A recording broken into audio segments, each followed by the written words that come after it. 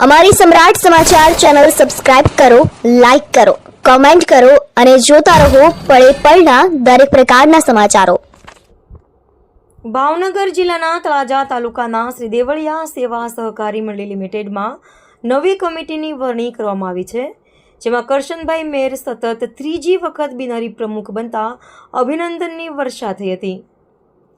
ભાવનગર જિલ્લાના તળાજા તાલુકાના શ્રી દેવળિયા સેવા સહકારી મંડળી લિમિટેડની નવી મેનેજિંગ કમિટીની વરણી પૂર્ણ થઈ છે, જેમાં કરશનભાઈ મેરની સતત ત્રીજી વખત બિનહરીફ પ્રમુખ તરીકે વરણી કરવામાં આવી છે, જ્યારે ગોરધનભાઈ પરમારની ઉપપ્રમુખ તરીકે વરણી કરવામાં આવી છે.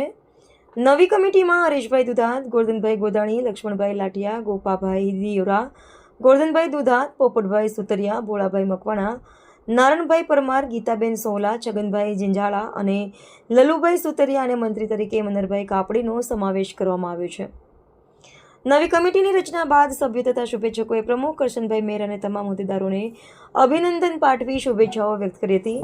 મંડળીના વિકાસ, ખેડૂતોને વધુ સારી સેવાઓ અને સહકારી પ્રવૃત્તિઓને વધુ મજબૂત બનાવવા માટે નવી કમિટી પ્રતિબદ્ધ હોવાનું જણાવાયું છે.